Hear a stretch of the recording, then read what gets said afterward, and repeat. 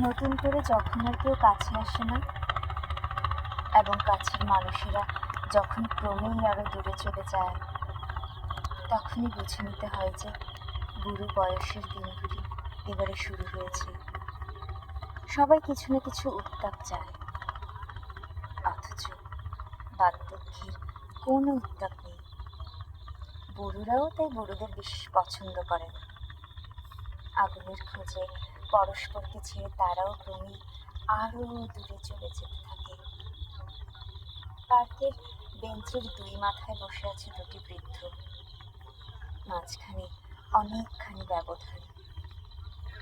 দেখলেই বোঝা যায় দুজনেই দুজনের বয়সের শিখতে ভীষণ ভয় পায়। কিছুতেই ওরা পরস্পরের কাছে গিয়ে বসবে না।